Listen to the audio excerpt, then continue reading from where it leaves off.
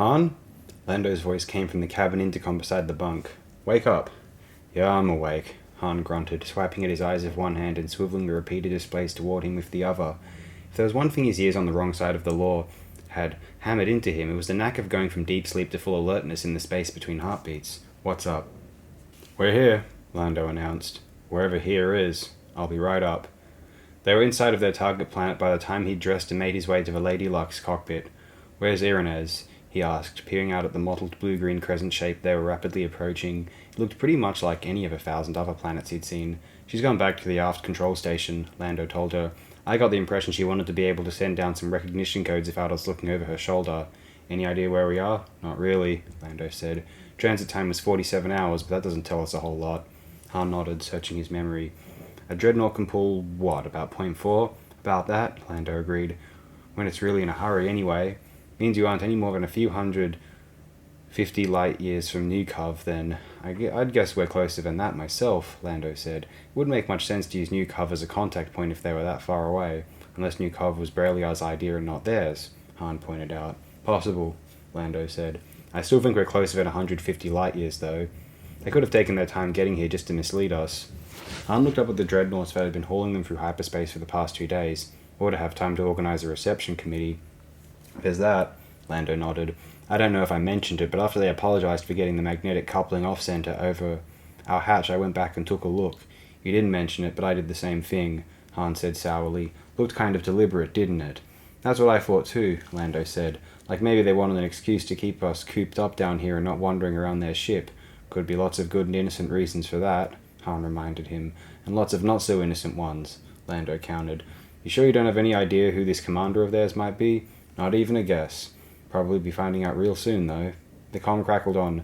Lady Luck, this is Sena, a familiar voice said. We've arrived. Yes, we noticed, Lando told her. I expect you'll want us to follow you down. Right, she said. The Peregrine will drop the magnetic coupling whenever you're ready to fly. Han stared at the speaker, barely hearing Lando's response. A ship called the Peregrine. You still with me?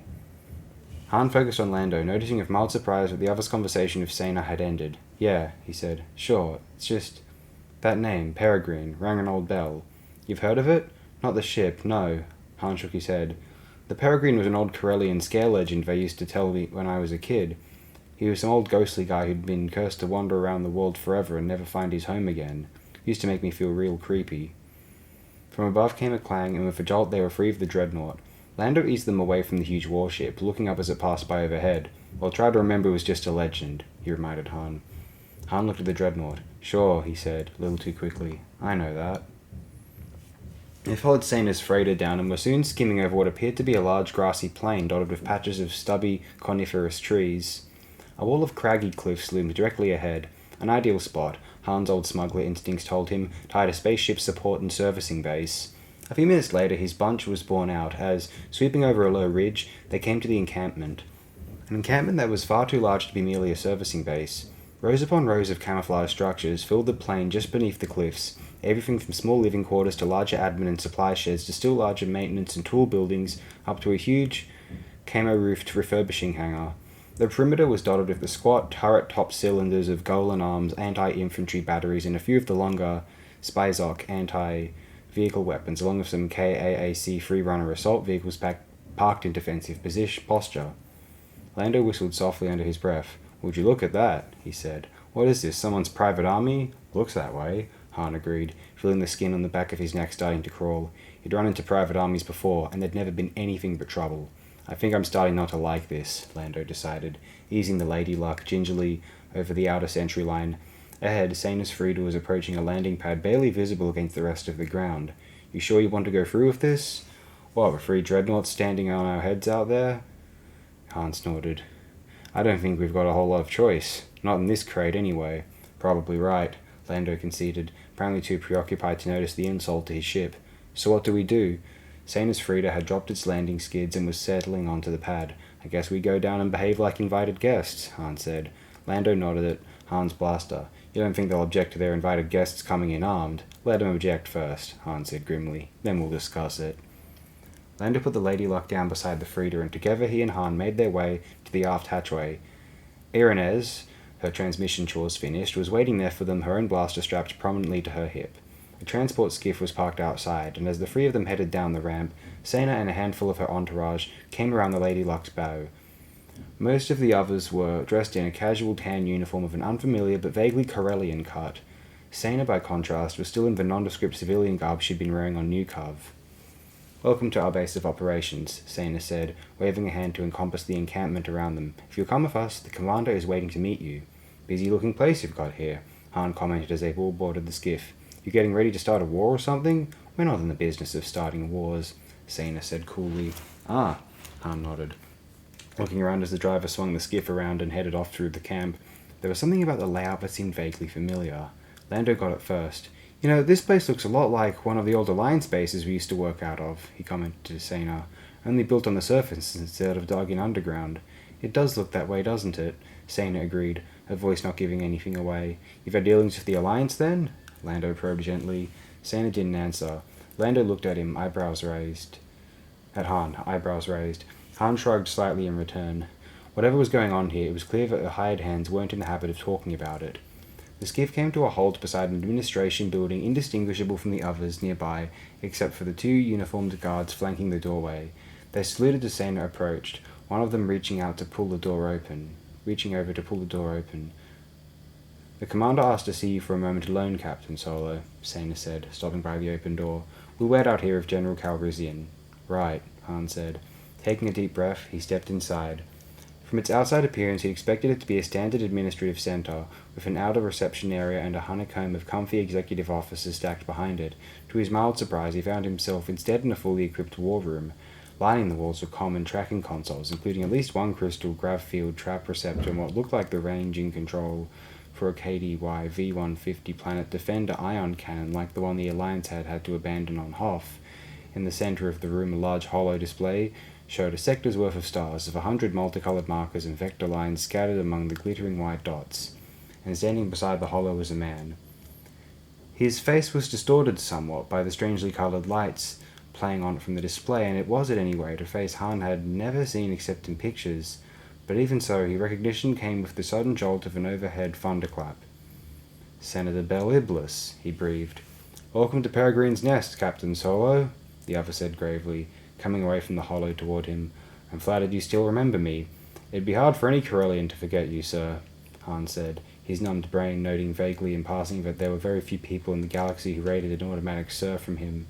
"But you were dead?" Bell Iblis suggested, a half-smile creasing his lined face. "Well, yes," Han floundered. "I mean, everyone thought you died on Anchoron." "In a very real sense, I did," the other said quietly, the smile fading from his face. Closer now, Han was struck with just how lined with age and stress the senator's face was. "The Emperor wasn't quite able to kill me at Anchoron, but he might just as well have done so. He took everything I had except my life, my family, my profession, even all future contacts of mainstream Corellian society. He forced me outside the law I'd worked so hard to create and maintain." The smile returned, like a hint of sunshine around the edge of a dark cloud. "Forced me to become a rebel. I imagine you understand the feeling." "Pretty well, yeah," Han said, grinning lopsidedly in return. He'd read in school about the legendary presence of the equally legendary Senator Garm Bell Iblis. Now he was getting to see that charm up close. It made him feel like a school kid again. "I still can't believe this. I wish we'd known sooner. We could really have used this army of yours during the war." For just a second, a shadow seemed to cross Bell Iblis's face. "We probably couldn't have done much to help," he said. "It's taken us a good deal of time to build up to what you see here." His smile returned. "But there'll be time to talk about that later. Right now I see you standing there trying to figure out exactly when it was we met." Actually, Han had forgotten about Sana's references to a previous meeting. "Tell you the truth, I haven't got a clue," he confessed. "Unless it was after Anchoron and you were in disguise or something." Bell Iblis shook his head. "No disguise, but it wasn't something I'd really expect you to remember. I'll give you a hint. You were all of 11 at the time." Han blinked. 11? He echoed. "You mean in school?" "Correct," Bell Iblis nodded. "Literally correct, in fact.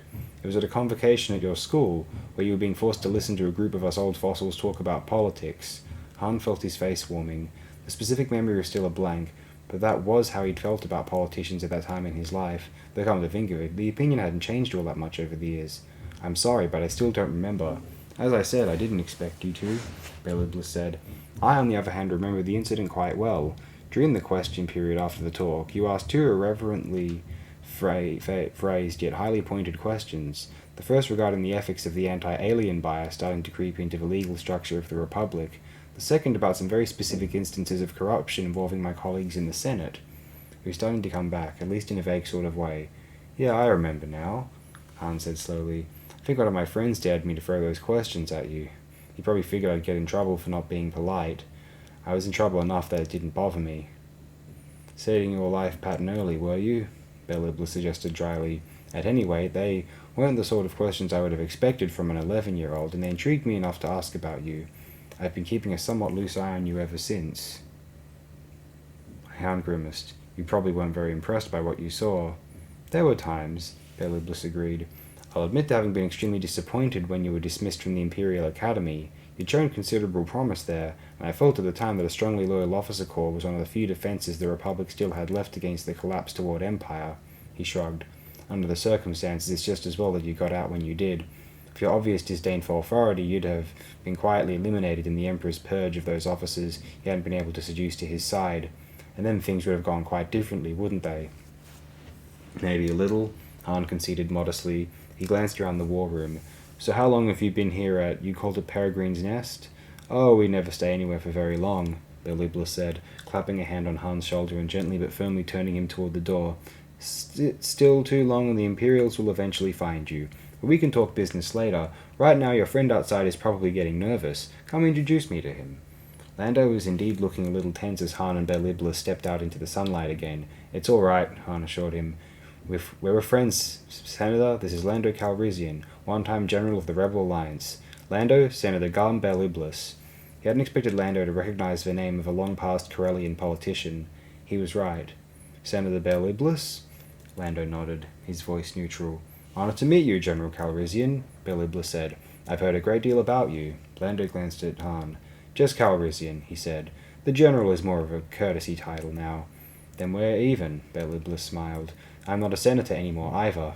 He waved a hand at Sena. You've met my chief advisor and unofficial ambassador-at-large, Sena Loikvold Midanil, and, he paused looking around, I understood Irenes was with you. She was needed back at the ship, sir, Sena told him. Her other guest required some soothing. Yes, Council Aide Bralia, Beliblis said, glancing in the direction of the landing pad. This could prove somewhat awkward. Yes, sir, Sena said. Perhaps I shouldn't have brought him here, but at the time I didn't see any other reasonable course of action. Oh, I agree, Beliblis assured her. Leaving him in the middle of an Imperial raid would have been more than simply awkward. Han felt a slight chill run through him. In the flush of excitement over meeting Beliblis, he'd completely forgotten what had taken them to Newcover in the first place. You seem to be on good terms with Bralia, Senator, he said carefully. Beliblis eyed him. And you'd like to know just what those good terms entail? Han steeled himself. As a matter of fact, sir? Yes, I would. The other smiled slightly. You still have that underlying refusal to flinch before authority, don't you? Good.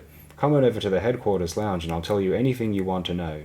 His smile hardened, just a little, and after that I'll have some questions to ask you as well. The door slid open, and Palaon stepped into the darkened antechamber of Thrawn's private command room, darkened and apparently empty, but Palaon knew better than that. I have important information for the Grand Admiral, he said loudly. I don't have time for these little games of yours. They are not games, Rook's gravelly voice mewed right in Palaon's ear, making him jump despite his best efforts not to. Stalking skills must be practiced or lost. Practice on someone else, Palaon growled. I have work to do. He stepped forward to the inner door, silently cursing Rook and the whole Nograi race. Useful tools of the Empire they might well be, but he'd dealt with this kind of close-knit clan structure before, and he'd never found such primitives to be anything but trouble in the long run.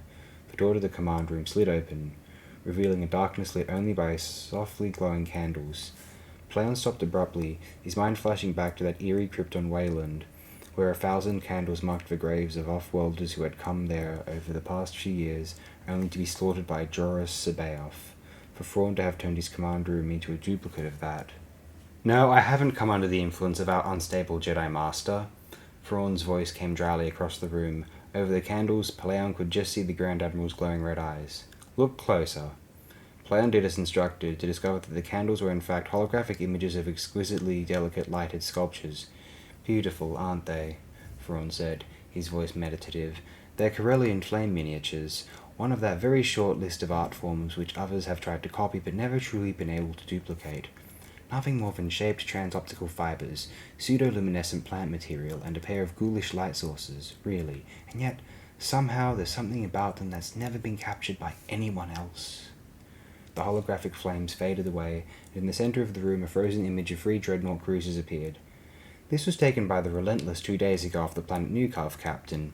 Thrawn continued in the same thoughtful tone. Watch closely. He started the recording. Palaeon watched in silence as the dreadnoughts, in triangular formation, opened fire with ion cannons toward the camera's point of view. Almost hidden in the fury of the assault, a freighter and what looked like a small pleasure yacht could be seen skittering to safety down the middle of the formation. Still firing, the dreadnoughts began drawing back, and a minute later the whole group had jumped to light speed. The holo faded away, and the room lights came up to a gentle glow. Comments? Thrawn invited. Looks like our old friends are back, Palaeon said. They seem to have recovered from that scare we gave them at Lunuri. A nuisance, especially right now. Unfortunately, indications are that they're about to become more than just a nuisance, Thrawn told him. One of the 2 ships they were rescuing was identified by the Relentless as the Lady Luck, with Han Solo and Lando Calrissian aboard. Palaeon frowned. Solo and Calrissian? But, he broke off sharply, but they were supposed to go to the Palani system. Thrawn finished for him. Yes, an error on my part. Obviously something more important came from than their concerns for Akbar's reputation. Palaeon looked back at where the holo had been, such as adding new strength to the rebellion military. I don't believe they've merged quite yet, Thrawn said, his forehead furrowed with thought. Nor do I believe such an alliance is inevitable. That was a Corellian leading that task force, Captain. I'm sure of that now. And there are only a few possibilities to suggest who that Corellian might be. A stray memory clicked. Solo is Corellian, isn't he? Yes, Thrawn confirmed. One reason I think they're still in the negotiation stage. If their leader is who I suspect, he might well prefer sounding out the fellow Corellian before making any commitment to the rebellion's leaders. To Thrawn's left, the comm pinged. Admiral Thrawn, we have the contact you requested with the Relentless. Thank you, Thrawn said, tapping a switch. In front of the double circle of repeated displays, a 3/4-sized hologram of an elderly Imperial officer appeared, standing next to what appeared to be a detention block control board. Grand Admiral, the image said, nodding gravely. Good day, Captain Dorja. Thrawn nodded back. You have the prisoner I asked for? Right here, sir, Dorja said. He glanced to the side and gestured, and from off-camera a rather bulky human appeared, his hands shackled in front of him, his expression studiously neutral behind his neatly trimmed beard. Beard? His name's Niles Ferrier, Dorja said. We picked him and his crew up during the raid on Newcov. The raid from which Skywalker, Solo, and Calrissian escaped, Thrawn said. Dorja winced. Yes, sir? Thrawn shifted his attention to Ferrier. Captain Ferrier, he nodded. Our records indicate that you specialized in spaceship theft, yet you were picked up on Newcov with a cargo of biomolecules aboard your ship. Would you care to explain? Ferrier shrugged fractionally. Palming ships isn't something you can do every day, he said. It takes opportunities and planning. Taking the occasional shipping job helps make ends meet. You're aware, of course, that the biomolecules were undeclared. Yes, Captain Dorja told me that, Ferrier said with just the right mixture of astonishment and indignation. Believe me, if I'd known I was being made a party to such cheating against the Empire, I presume you're also aware, Thrawn cut him off, that for such actions I can not only confiscate your cargo, but also your ship. Ferrier was aware of that, all right. Palaeon could see it in the pinched look around his eye. I've been very helpful to the Empire in the past, Admiral, he said evenly. I smuggled in loads of contraband from the New Republic, and only recently delivered 3 Sinar patrol ships to your people, and were paid outrageous sums of money in all cases, Thrawn reminded him. If you're trying to suggest we owe you for past kindnesses, don't bother. However, there may be a way for you to pay back this new debt. Did you happen to notice the ships attacking the Relentless as you were trying to sneak away from the planet? Of course I did, Ferrier said, a touch of wounded professional pride creeping into his voice. They were Rendili Star Drive dreadnoughts. Old ones by the look of them, but spry enough. Probably undergone a lot of refitting. They have indeed, Thrawn smiled slightly. I want them. It took Ferrier a handful of seconds for the offhanded sounding comment to register. When it did, his mouth dropped open. You mean me? Do you have a problem with that? Thrawn asked coldly. Ah, Ferrier swallowed. Admiral, with all due respect, you have 3 standard months to get me either those ships or else their precise location. Thrawn cut him off. Captain Dorja? Dorja stepped forward again. Sir, You will release Captain Ferrier and his crew and supply them with an unmarked intelligence freighter to use. Their own ship will remain aboard the Relentless until they've completed their mission. Understood, Dorjet nodded. Thrawn cocked an eyebrow. One other thing, Captain Ferrier. On the off chance that you might feel yourself tempted to abandon the assignment and make a run for it, the freighter you'll be given will be equipped with an impressive and totally unbreakable doomsday mechanism. With exactly 3 standard months set on its clock, I trust you understand. Above his beard, Ferrier's face had gone a rather sickly white. Yes, he managed. Good. Thrawn shifted his attention back to Dorja. I leave the details in your hand, Captain. Keep me informed of developments. He tapped a switch and the hologram faded away. As I said, Captain, Thrawn said, turning to Palaon, I don't think an alliance with the rebellion is necessarily inevitable. If Ferrier can pull it off, Palaon said doubtfully. He has a reasonable chance, Thrawn assured him. After all, we have a general idea ourselves of where they might be hidden. We just don't have the time and manpower at the moment to properly root them out. Even if we did, a large-scale attack would probably end up destroying the dreadnoughts, and I'd rather capture them intact. Yes, sir, Palaon said grimly. The word captured reminded him of why he'd come here in the first place. Admiral, the report on Carburak's ship has come in from the scanning team. He held the data card over the double display circle. For a moment, Thrawn's glowing red eyes burned into Palaon's face, as if trying to read the reason for his subordinate's obvious tension. Then wordlessly, he took the data card from the captain's hand and slid it into his reader. Palaon waited, tight-lipped, as the Grand Admiral skimmed the report. Thrawn reached the end and looked back in his seat, his face unreadable. Wookiee hairs, he said. Yes, sir, Palaon nodded. All over the ship. Thrawn was silent but another few heartbeats. Your interpretation? Palaon braced himself. I can only see one, sir. Carburak didn't escape from the Wookiees on Kashyyyk at all. They caught him, and then let him go. After a month of imprisonment, Thrawn looked up at Palaon, and interrogation. Almost certainly, Palaon agreed. The question is, what did he tell them? There's only one way to find out. Thrawn tapped on the comm. Hangar Bay, this is the Grand Admiral. Prepare my shuttle. I'm going to the surface. I want a troop shuttle and double squad of stormtroopers ready to accompany me, plus 2 flights of scimitar assault bombers to provide air cover. He got an acknowledgement and keyed off. It may be, Captain, but the Nograi have forgotten where their loyalties lie, he told Palaon, standing up and stepping out around the displays. I think it's time they were reminded that the Empire commands here. You'll return to the bridge and prepare a suitable demonstration. Yes, sir, Palaon hesitated. Do you want merely a reminder and not actual destruction? Thrawn's eyes blazed. For the moment, yes, his voice said icy. Let them all pray that I don't change my mind. It was the smell Leia noticed first as she drifted slowly awake. A smoky smell, reminiscent of the wood fires of the Ewoks of Endor, but with a tangy sharpness all its own. A warm, homey sort of aroma, reminding her of the campouts she'd had as a child on Alderaan. And then she woke up enough to remember where she was. Full consciousness flooded in, and she snapped open her eyes, to find herself lying on a rough pallet in the corner of the Nograi communal bakehouse, exactly where she'd been when she'd fallen asleep the night before. She sat up, feeling relieved and a little ashamed. What with that unexpected visit last night by the Grand Admiral, she realized she'd half expected to wake up in a Star Destroyer detention cell. Clearly she'd underestimated the Nograi's ability to stick by their promises. Her stomach growled, reminding her it had been a long time since she'd eaten. A little lower down, one of the twins kicked a reminder of his own. Okay, she soothed. I get the hint. Breakfast time. She saw the top off a ration bar from one of her cases and took a bite, looking around the bakehouse as she chewed. Against the wall by the door, the double pallet that had been laid out for Chewbacca to sleep on was empty. For a moment the fear of betrayal again whispered to her, but a little concentration through the Force silenced any concerns. Chewbacca was somewhere nearby, with a sense that gave no indication of danger. Relax, she ordered herself sternly, pulling a fresh jumpsuit out of her case and starting to get dressed. Whoever these Nograi were, it was clear they weren't savages.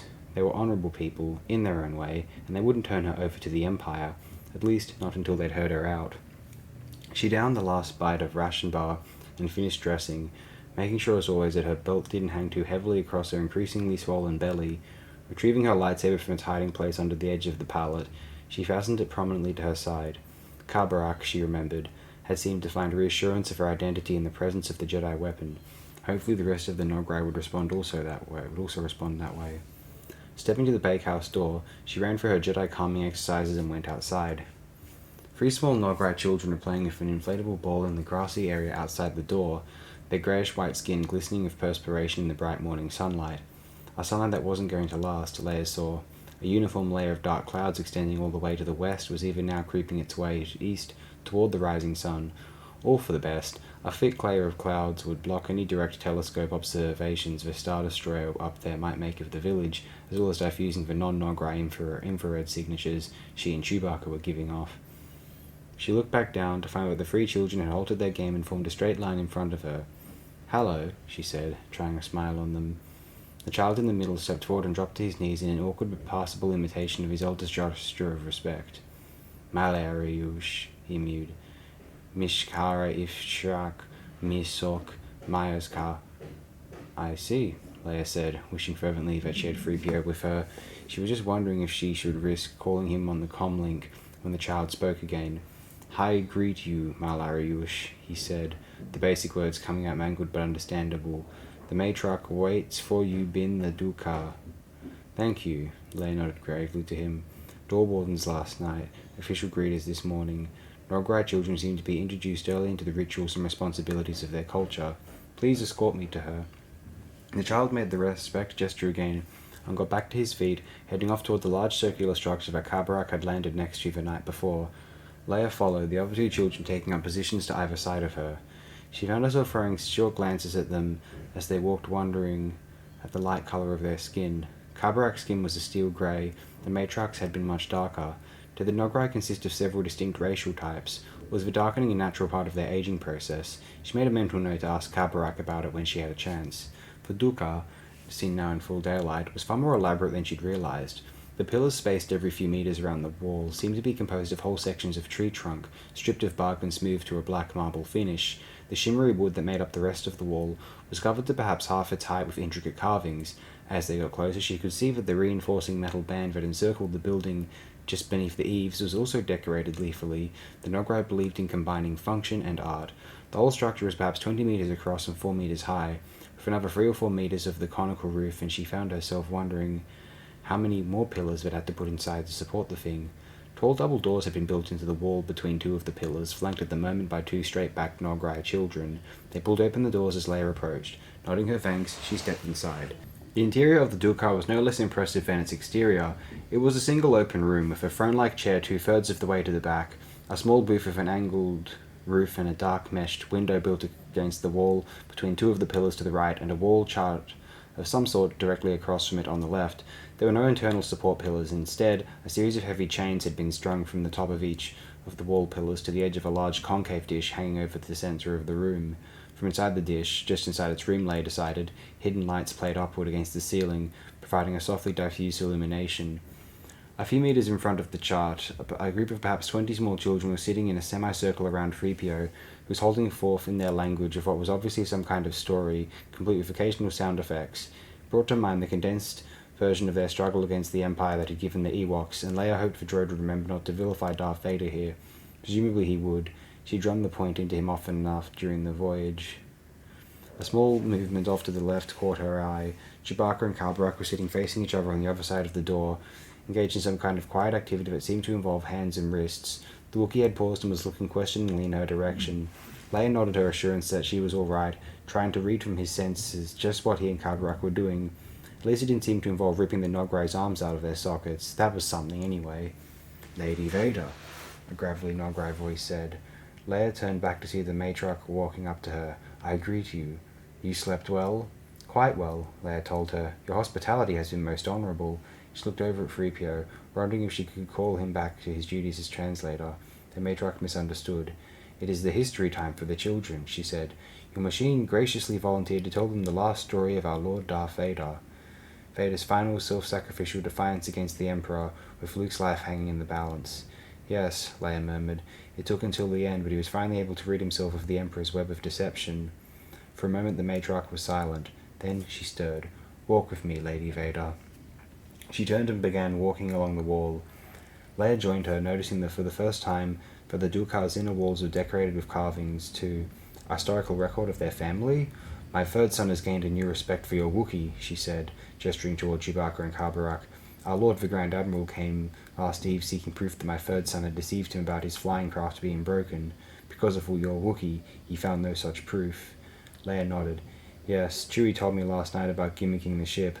I don't have his knowledge of spaceship mechanics, but I know it can't be easy to fake a pair of link malfunctions the way he did. It's fortunate for all of us he had the foresight and skill to do so. The Wookiee is not of your family or clan, the matriarch said, yet you trust him as if he were a friend. Leia took a deep breath.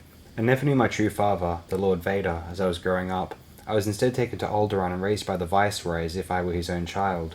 On Alderaan, as seems to also be the case here, family relationships are the basis of our culture and society. I grew up memorizing lists of aunts and uncles and cousins, learning how to place them in order of closeness to my adoptive line. She gestured to Chewbacca. Chewie was once merely a good friend. Now he is part of my family, as much a part as my husband and brother are. They were perhaps a quarter of the way around the Dulcar before the matriarch spoke again. Why have you come here? Kabrak told me his people needed help, Leia said simply. I thought there might be something I could do. Some will say you have come to sow discord among us. You said that yourself last night, Leia reminded her. I can only give you my word that the discord is not my intention. The matriarch made a long hissing sound that ended with a sharp double click of needle teeth. The goal and the end are not always the same, Lady Vader. Now we serve an overcline only. You would require service to another. This is the seed of discord and death. Leia pursed her lips. Does service to the Empire satisfy you, then? She asked. Does it gain your people better life or higher honor? We serve the Empire as one clan, the matriarch said. For you to demand our service would be to bring back the conflicts of old. They had reached the wall chart now, and she gestured a thin hand up toward it. Do you see our history, Lady Vader? Leia craned her neck to look. Neatly carved lines of alien script covered the bottom 2/3 of the wall, with each word connected to a dozen others in a bewildering crisscross of vertical, horizontal, and angled lines, each cut seemingly of a different width and depth. Then she got it. The chart was a genealogical tree, either of the center clan Kimbar or else just this particular family. I see it, she said. Then you see the terrible destruction of life created by the conflicts of old, the matriarch said. She gestured to 3 or 4 places on the chart which were, to Leia, indistinguishable from the rest of the design. Reading Noghri genealogies was apparently an acquired skill. I do not wish to return to those days, the matriarch continued, not even for the daughter of the Lord Darth Vader. I understand, Leia said, quietly, shivering as the ghosts of Yavin, Hoth, Endor, and 100 more rose up before her. I've seen more conflict and death in my lifetime than I ever thought possible. I have no wish to add to the list. Then you must leave, the matriarch said firmly. You must leave and not come back while the Empire lives. They began to walk again. Is there no alternative? Leia asked. What if I could persuade all of your people to leave their service to the Empire? There would be no conflict then among you. The Emperor aided us when no one else would, the matriarch reminded her. That was only because we didn't know about your need, Leia said, feeling a twinge of conscience at the half-truth. Yes, the Alliance had truly not known about the desperate situation here, and yes, Mon Mothma and the other leaders would certainly have wanted to help if they had, but whether they would have had the resources to actually do anything was another question entirely. We know now, and we offer you our help. Do you offer us aid for our own sakes, the matriarch asked pointedly, or merely to wrest our service from the Empire to your overclan? We will not be fought over like a bone among hungry starver. The Emperor used you, Leia said flatly, as the Grand Admiral uses you now. Has the aid they've given been worth the sons they've taken from you and sent off to die? They had gone another 20 steps or so before the matriarch answered. Our sons have gone, she said softly. But with their service they have brought us life. You came in a flying craft, Lady Vader. You saw what was done to our land. Yes, Leia said with a shiver. I hadn't realized how widespread the destruction had been. Life on Her Nagar has always been a struggle, the matriarch said. The land has required much labor to tame. You saw of the history the times when the struggle was lost, but after the battle in the sky. She shuddered, a peculiar kind of shaking that seemed to move from her hips and upward to her shoulders. It was like a war between gods. We know now that it was only large flying craft high above the land, but then we knew nothing of such things. Their lightning flashed across the sky, through the night and into the next day, brightening the distant mountains with their fury, and yet there was no thunder, as if those same gods were too angry even to shout at each other as they fought. I remember being more frightened of the silence than of any other part of it. Only once was there a distant crash like thunder. It was much later before we learned that one of our higher mountains had lost its uppermost peak. Then the lightning stopped, and we dared to hope that the gods had taken their war away from us. Until the ground shake came. She paused, another shudder running through her. The lightning had been the anger of the gods. The ground shake was their warhammer. Whole cities vanished as the ground opened up beneath them. Fire mountains that had been long quiet sent out flame and smoke that darkened the sky all over the land. Forests and fields burned, as did cities and villages that had survived the ground shake itself. From those who had died came sickness, and still more died after them. It was as if the fury of the sky gods had come among the gods of the land, and they too were fighting among themselves. And then, when finally we dared to hope it was over, the strange-smelling rain began to fall. Leia nodded, the whole sequence of events painfully clear. One of the warring ships had crashed, setting off massive earthquakes and releasing toxic chemicals which had been carried by wind and rain to every part of the planet. There were any number of such chemicals in use aboard a modern warship, but it was only the older ships that carried anything as virulent as this chemical must have been. Older ships, which had been virtually all the Rebel Alliance had to fight with in the beginning. A fresh surge of guilt twisted like a blade in her stomach. We did this, she thought miserably. Our ship. Our fault. Was it the rain that killed the plants? The Empire's people had a name for what was in the rain, the matriarch said. I did not know what it was. They came soon after the disaster then. The Lord Vader and the others. Yes. The matriarch waved her hands to encompass the area around them. We had gathered together here, all who were left alive and could make the journey. This place had always been a truce ground between clans. We had come here to try to find a way for survival. It was here that the Lord Vader found us. They walked in silence for another minute. Some believed then that he was a god, the matriarch said. All feared him and the mighty silver flying craft that had brought him and his attendants from the sky. But even amid the fear there was anger at what the gods had done to us, and nearly 2/10 of warriors chose to attack. And were duly slaughtered, Leia said grimly.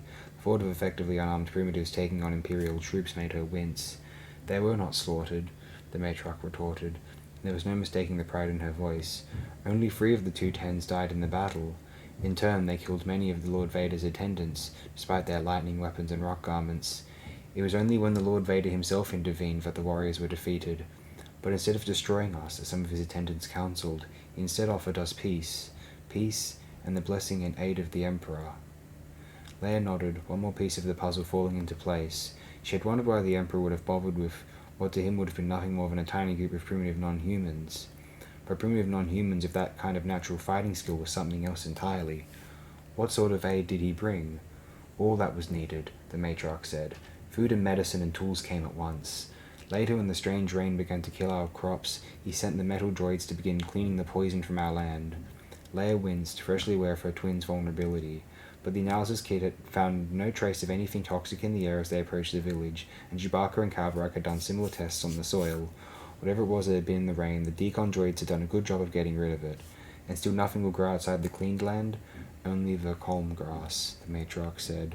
It is a poor plant, of no use as food, but it alone can grow now, and even it no longer smells as it once did. Which explained the uniform brown color that she and Chewbacca had seen from space. Somehow that particular plant had adapted to the toxic soil. Did any of the animals survive? She asked. Some did, those who could eat the calm grass, and those which in turn ate them, but they are few. The matriarch lifted her head, as if looking in her mind's eye toward the distant hills. This place was never rich with life, Lady Vader. Perhaps that was why the clans had chosen it as a true ground. But even in so desolate a place, there were still animals and plants without count. They are gone now.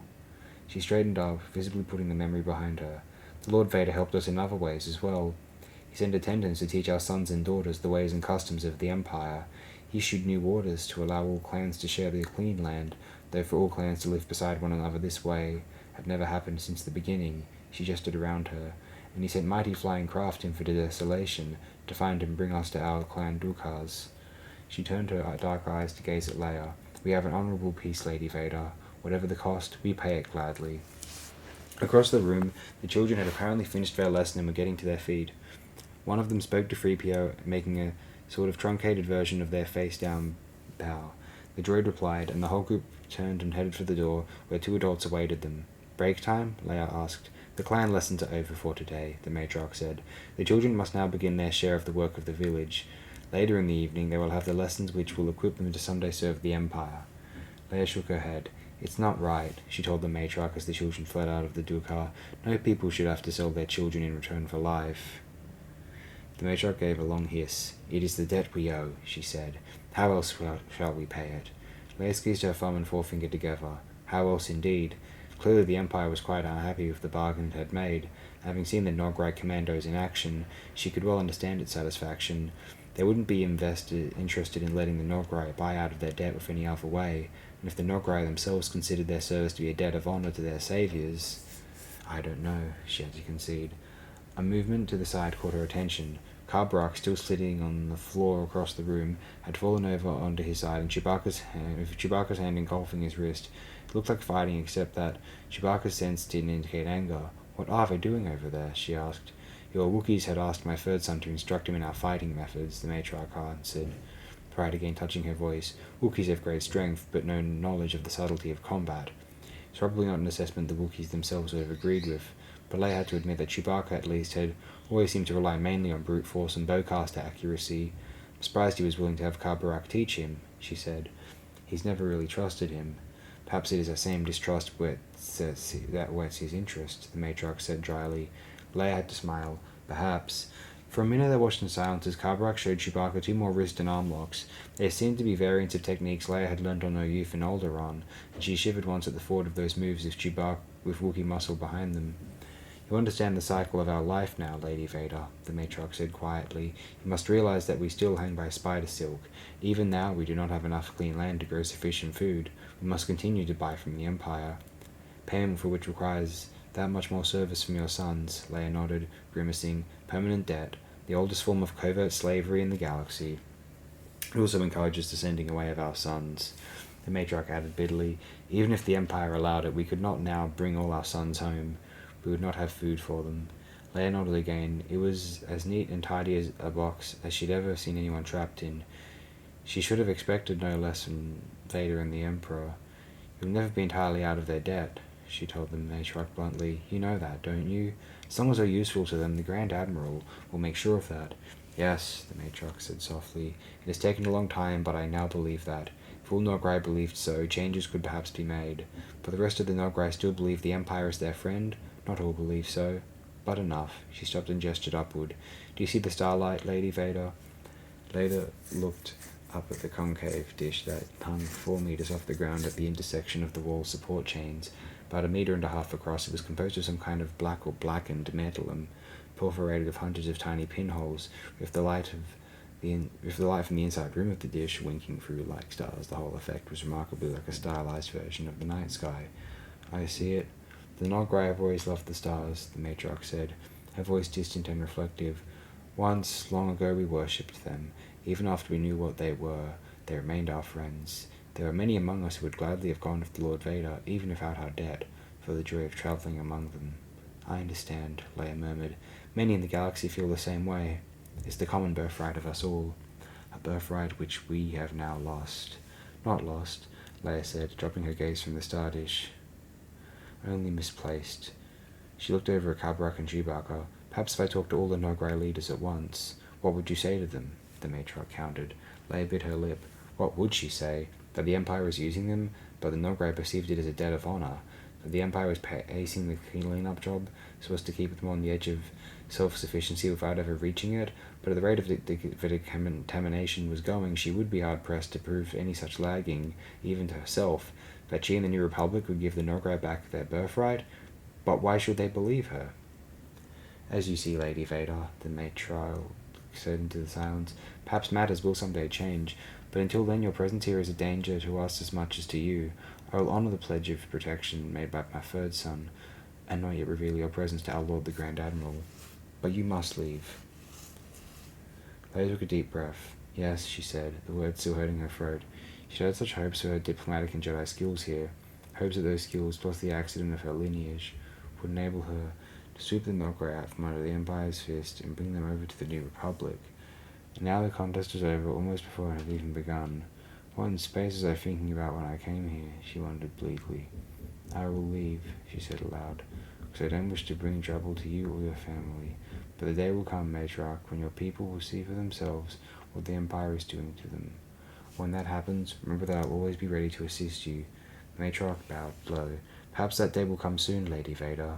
I waited, as do others. Leia nodded, forcing a smile, over before it had begun. "Then we must make arrangements to—" She broke off, as across the room the double doors flew open and one of the child door wardens stumbled inside. "Matriarch!" Gilbert squealed. "Mirak so ki brak jinani verak." Kabrak was on his feet in an instant. Out of the corner of her eye, Leia saw 3PO stiffen. "What is it?" she demanded. "It is the flying craft of our Lord the Grand Admiral," the matriarch said, her face and voice suddenly very tired and very alien. "And it is coming here."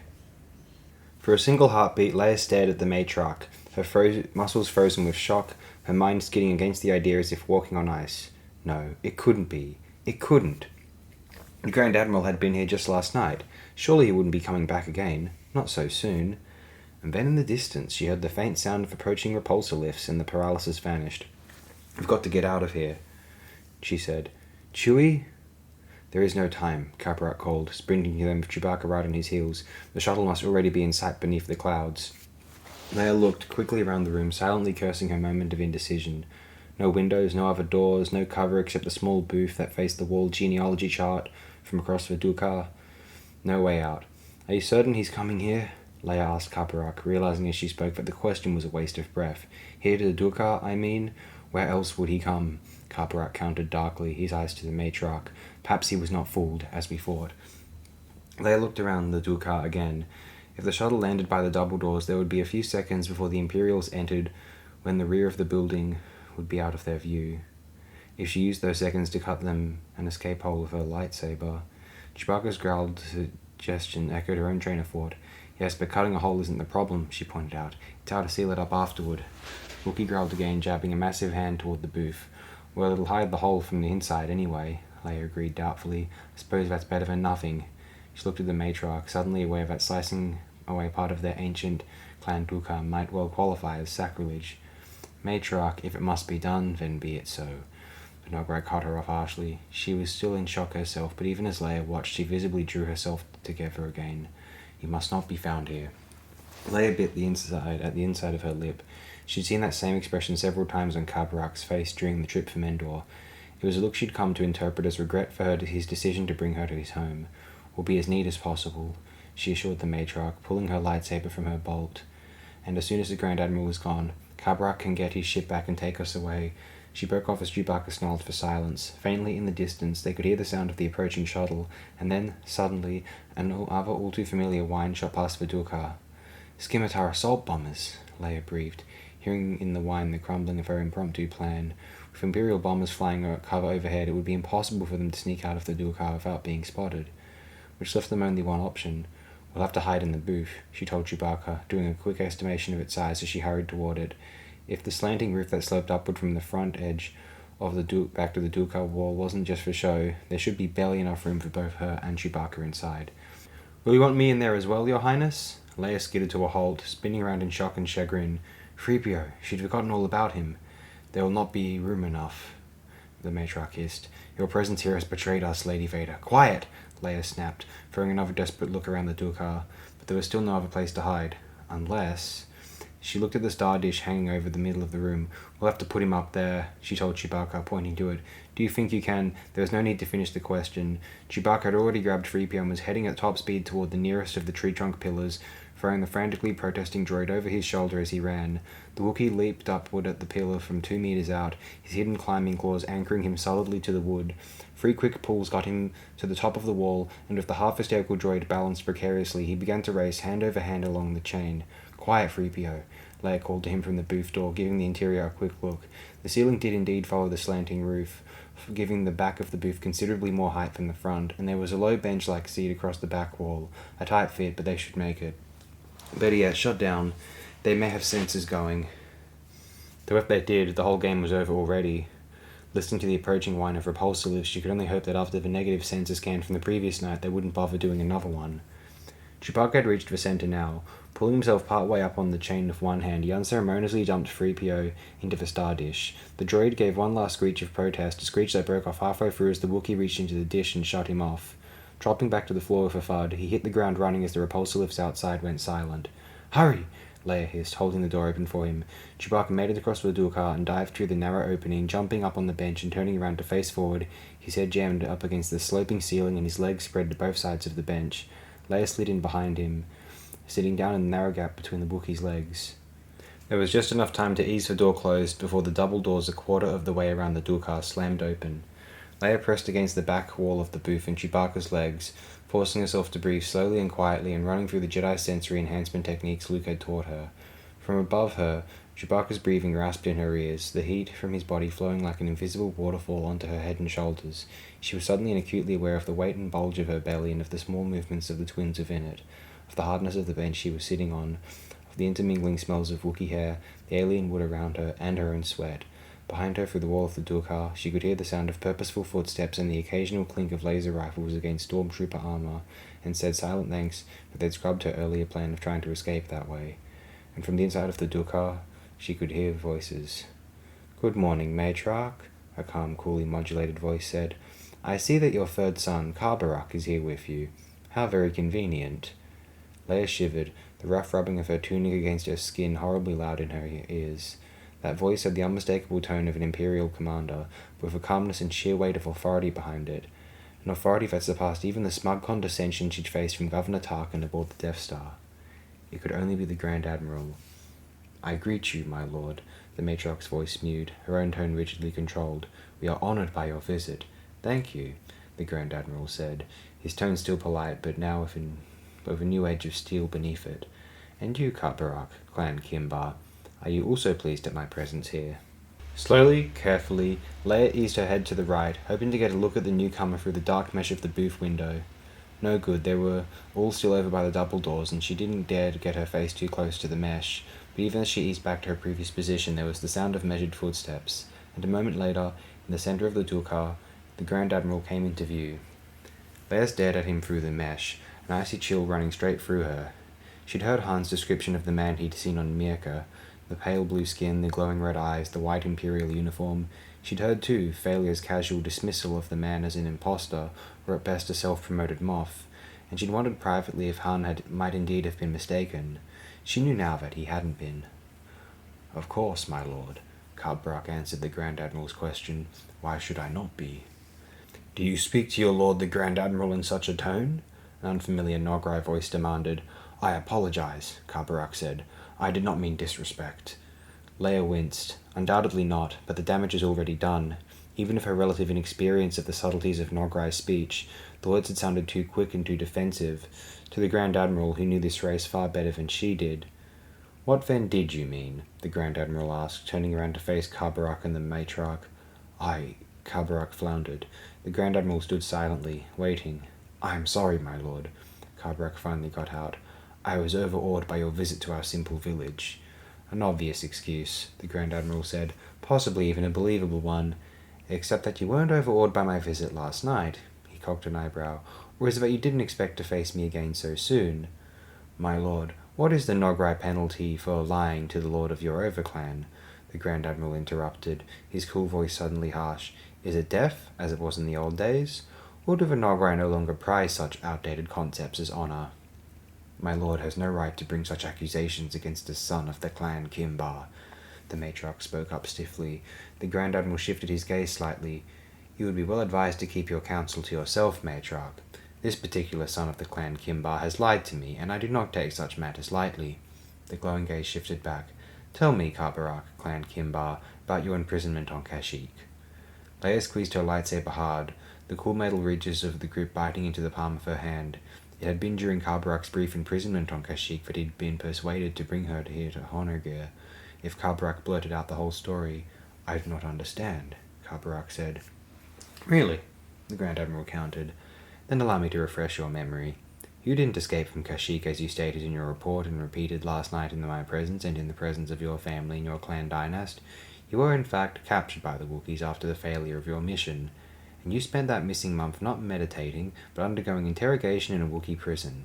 Does that help your memory any?" Leia took a careful breath, not daring to believe what she was hearing. However it was the Grand Admiral had learned about Carbarak's capture, he'd taken that fact and run in exactly the wrong direction with it. They'd been given a second chance. If Carbarak could, hold on to his wits and poise a little longer.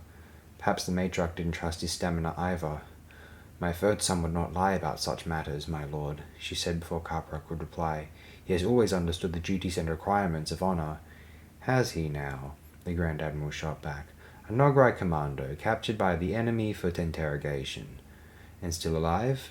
Is this the duty and requirement of honor?"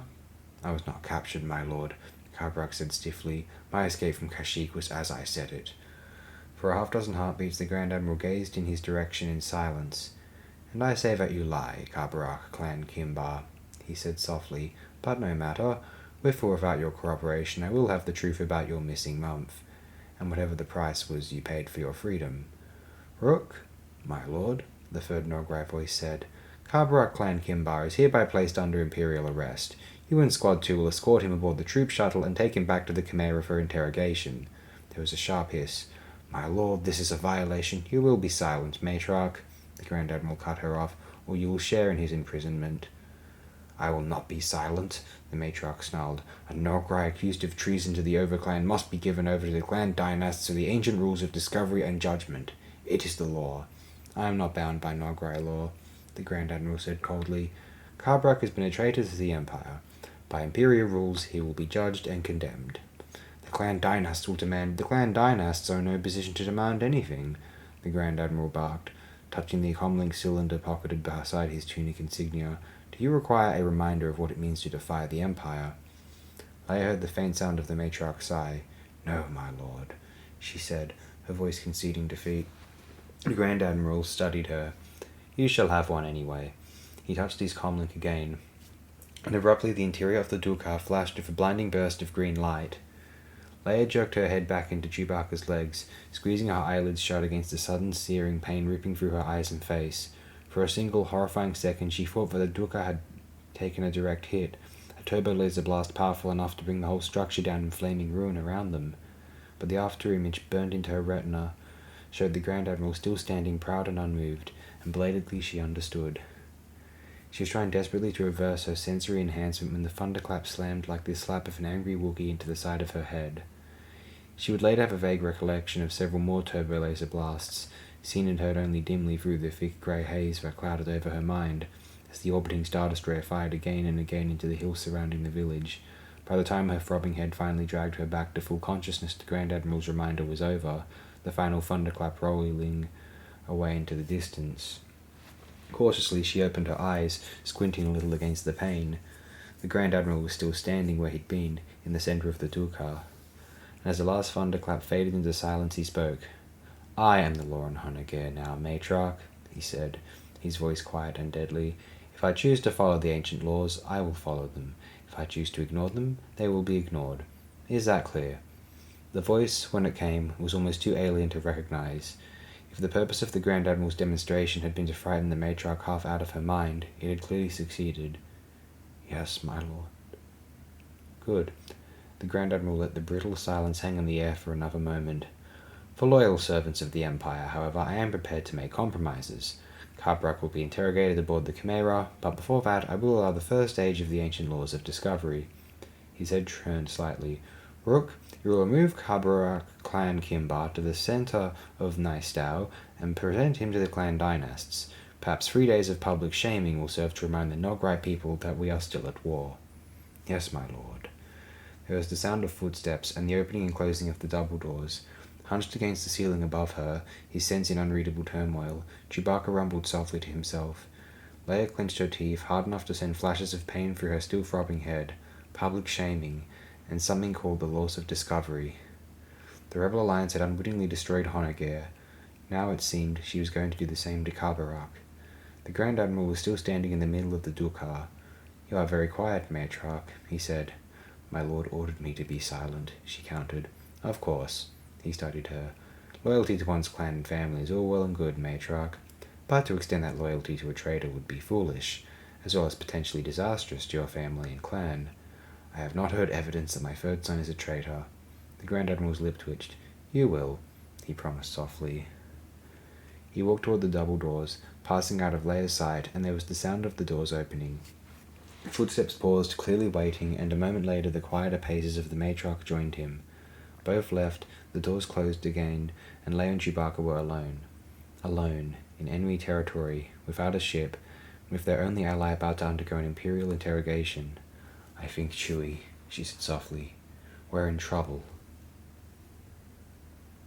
One of the first minor truths about interstellar flight that any observant traveller learned was that a planet seen from space almost never looked anything at all like the official maps of it.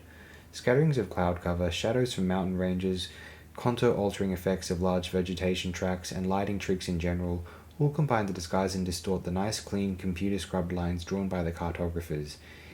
It was an effect that had probably caused a lot of bad moments for neophyte navigators, as well as supplying the ammunition for innumerable practical jokes played on those same neophytes by their more experienced shipmates. It was therefore something of a surprise to find that, on this particular day and coming in from this particular angle, the major continent of the planet Jomark did indeed look almost exactly like a precisely detailed map. Of course, in all fairness, it was a pretty small continent to begin with. Somewhere on that picture-perfect continent was a Jedi Master. Luke tapped his fingers gently on the edge of his control board, gazing out at the greenish-brown chunk of his X-Wing's canopy.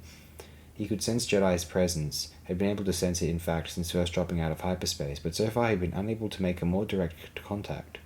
"Master Sabaoth?" he called silently, trying one more time. "This is Luke Skywalker. Can you hear me?" There was no response. Either Luke wasn't doing it right, or Sabaoth was unable to reply, or else this was a deliberate test of Luke's abilities. Well, he was game. "Let's do a sensor focus on the main continent, R2, he called, looking over his displays and trying to put himself into the frame of mind of a Jedi Master who'd been out of circulation for a while. The bulk of Jomark's land area was in that one small continent, not much more than an oversized island, really, but there were also thousands of much smaller islands scattered in clusters around the vast ocean. Taken all together, they were probably close to 300,000 square kilometers of dry land, which made for an awful lot of places to guess wrong. Scan for technology and see if you can pick out the main population centers." R2 whistled softly to himself as he ran the X-Wing sensor readings through his programmed lifeform algorithms. He gave a series of beeps, and a pattern of dots appeared superimposed on the scope image. "Thanks," Luke said, studying it. Not surprisingly, most of the population seemed to be living along the coast, but there were a handful of other, smaller centers in the interior as well, including what seemed to be a cluster of villages near the southern shore of an almost perfectly ring-shaped lake. He frowned at the image, keyed for a contour overlay. It wasn't just an ordinary lake, he saw now, but one that had formed inside what was left of a cone-shaped mountain, with a smaller cone making a large island in the center, probably volcanic in origin given the mountainous terrain around it. A wilderness region thick with mountains, where a Jedi Master could have lived in privacy for a long time, and a cluster of villages nearby where he could have emerged from his isolation when he was finally ready to do so. It was as good a place to start as any. "Okay, R2, here's the landing target," he told the droid, marking it on his scope. "I'll take us down, you watch the sensors and let me know if you spot anything interesting." R2 beeped a somewhat nervous question. "Yes, or anything suspicious," Luke agreed. R2 had never fully believed that the Imperial attack on them the last time they'd tried to come here had been purely coincidence. They dropped in through the atmosphere, switching to repulsor lifts about halfway down and leveling off just below the tops of the highest mountains. Seen up close, the territory was rugged enough but not nearly as desolate as Luke had first thought. Vegetation was rich down in the valley areas between mountains, though was sparse on the rocky sides of the mountains themselves. Most of the gaps they flew over seemed to have at least a couple of houses nestled into them, and occasionally even a village that had been too small for the X-Wing's limited senses to notice. They were coming up on the lake from the southwest when R2 spotted the mansion perched up on the rim. "Never seen a design like that before," Luke commented. "You getting any life readings from it?" R2 warbled a moment, inconclusive. "Well, let's give it a try," Luke decided, keying in the landing cycle. "If we're wrong, at least it'll be a downhill walk to everywhere else."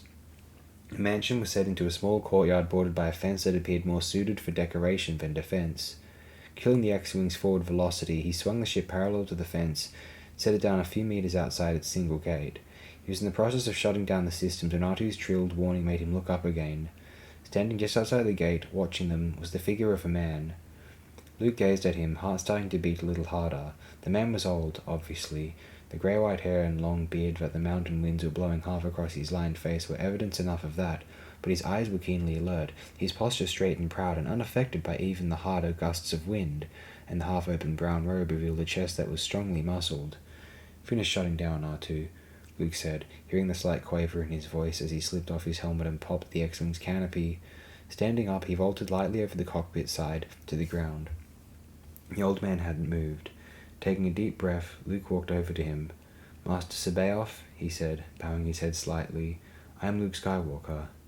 The other smiled faintly. "Yes," he said. "I know. Welcome to Jomark." "Thank you," Luke said, letting his breath out in a quiet sigh. At last. It had been a long and circuitous journey, what with the unscheduled stopovers at Mirka and Slibisvan, but at last he'd made it. Sabaoth might have been reading his mind. Perhaps he was. I expected you long before now, he said reproachfully. Yes, sir, Luke said. I'm sorry. Circumstances lately have been rather out of my control. Why? Sabaoth countered. The question took Luke by surprise. I don't understand. The other's eyes narrowed slightly. What do you mean you don't understand? He demanded. Are you not a Jedi? Well, yes, then you should always be in control, Sabaoth said firmly. In control of yourself, in control of the people and events around you. Always. Yes, Master, Luke said cautiously, trying to hide his confusion. The only other Jedi Master he'd ever had known had been Yoda, but Yoda had never talked like this. For another moment, Sabaoth seemed to study him. Then, abruptly, the hardness in his face vanished. But you've come, he said, the lines in his face shifting as he smiled. That's the important thing. They weren't able to stop you. No, Luke said. They tried, though. Must have gone through 4 Imperial attacks since I first started out this way. Sabaoth looked at him sharply. Did you now? Were they directed specifically at you? One of them was, Luke said. For the others, they just happened to be in the wrong place at the wrong time. Or maybe the right place at the right time, he corrected. The sharp look faded from Sabaoth's face, replaced by something distant.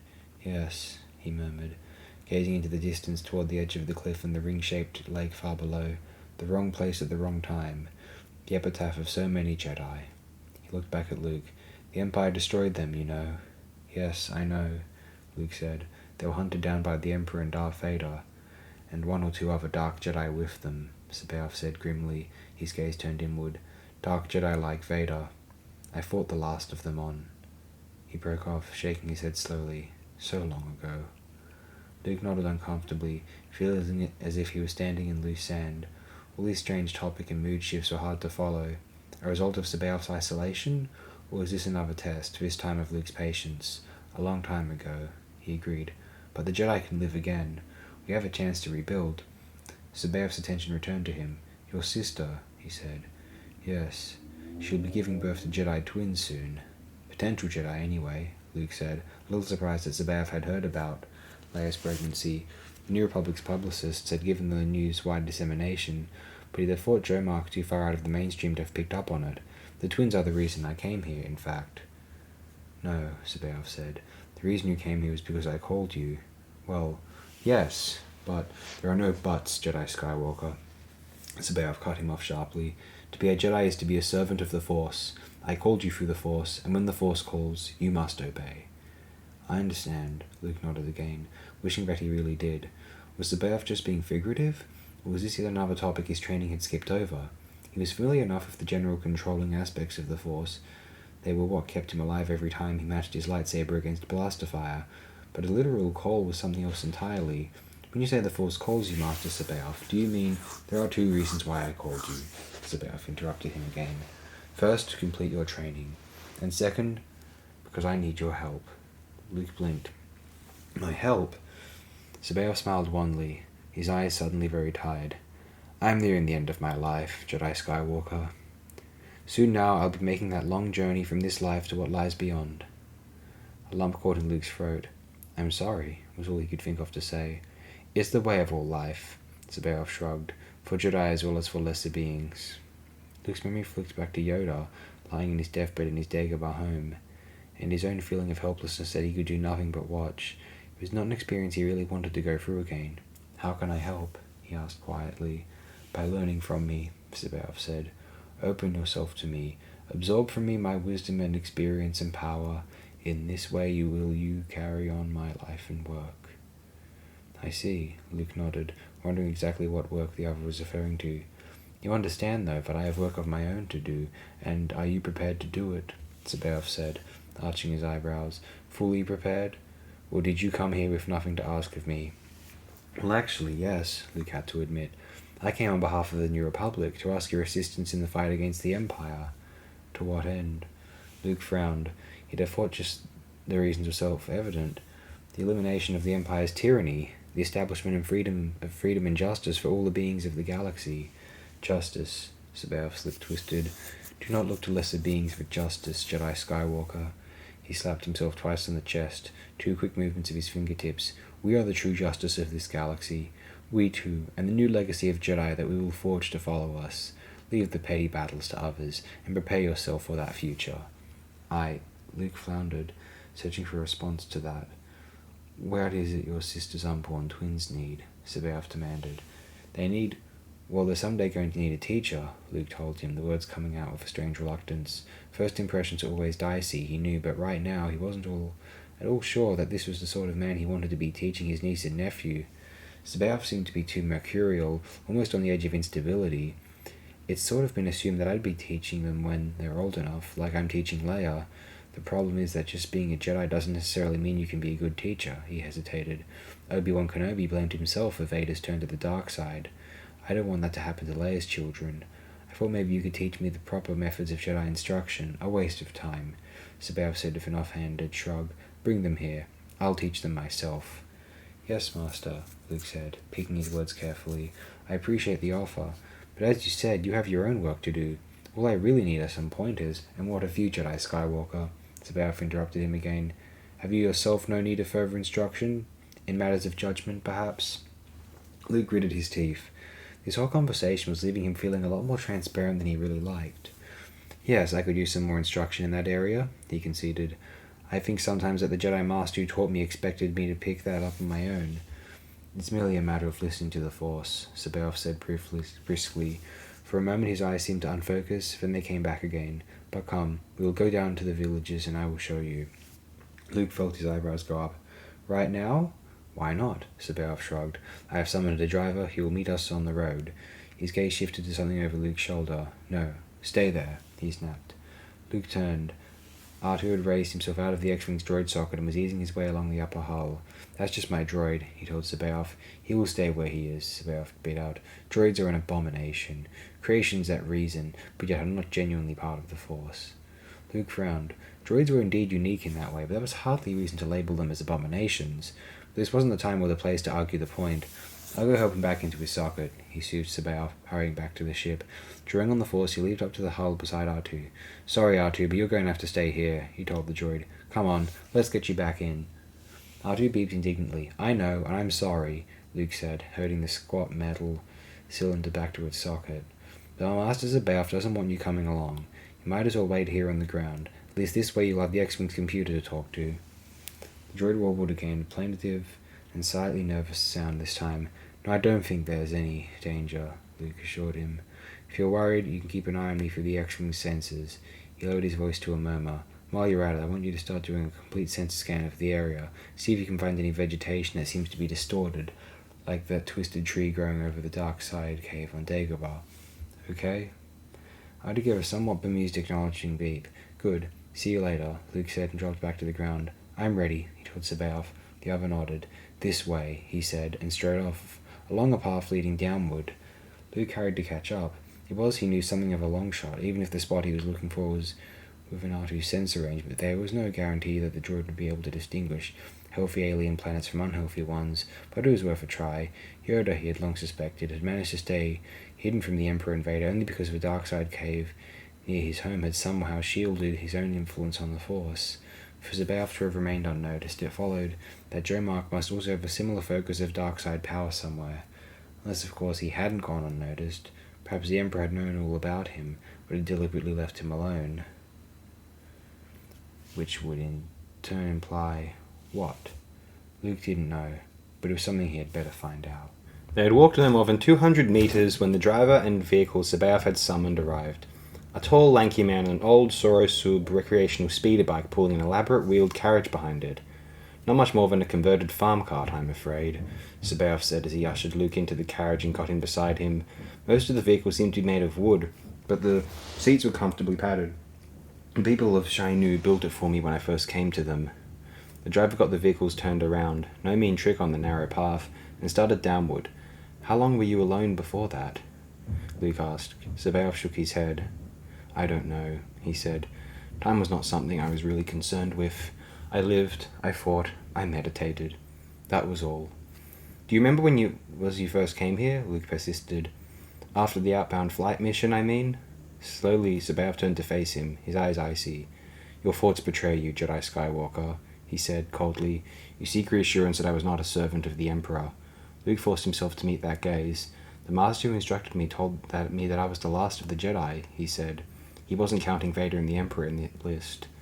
And you fear that I'm a dark Jedi, as they were? Are you? Sabaoth smiled, and to Luke's surprise, actually chuckled. It was a strange sound, coming out of that intense face. Come now, Jedi Skywalker, he said. Do you really believe that Jorus Sabaoth would ever turn to the dark side? The smile faded. The Emperor didn't destroy me, Jedi Skywalker, for the simple reason that during most of his reign I was beyond his reach. And after I returned, he shook his head sharply. There is another, you know. Another besides your sister. Not a Jedi, not yet. But I felt the ripples in the Force, rising, and then falling. Yes, I know who you're talking about, Luke said. I've met her. Sabaoth turned to him, his eyes glistening. You've met her? He breathed. Well, I think I have, Luke amended. I suppose it's possible there's someone else out there who... What is her name? Luke frowned, searching Sabaoth's face and trying unsuccessfully to read his sense. There was something there he didn't like at all. She called herself Mara Jade, he said.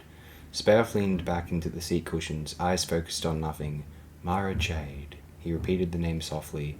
Tell me more about the outbound flight project, Luke said, determined not to get dragged off the topic. You set off from remember? Searching for other life outside the galaxy. What happened to the ship and the other Jedi Masters who were with you? Sabaoth's eyes took on a faraway look. They died, of course, he said, his voice distant. All of them died. I alone survived to return. He looked suddenly at Luke. It changed me, you know. I understand, Luke said quietly. So that was why Sabaoth seemed so strange. Something had happened to him on that flight. Tell me about it. For a long moment, Sabaoth was silent. Luke waited, jostled by the bumps as the carriage wheels ran over the uneven ground. No, Sabaoth said at last, shaking his head. Not now. Perhaps later. He nodded toward the front of the carriage. We are here. Luke looked. Ahead he could see half a dozen small houses, with more becoming visible as the carriage cleared the cover of the trees. Probably 50 or so, all told, small neat little cottages that seemed to combine natural building elements with selected bits of more modern technology. About 20 people could be seen moving about at various tasks. Most stopped what they were doing as the speeder bike and carriage appeared. The driver pulled to roughly the center of the village and stopped in front of a throne-like chair of polished wood protected by a small dome-roofed pavilion. I had it brought down from the high castle, Sabaoth explained, gesturing to the chair. I suspect it was a symbol of authority to the beings who carved it.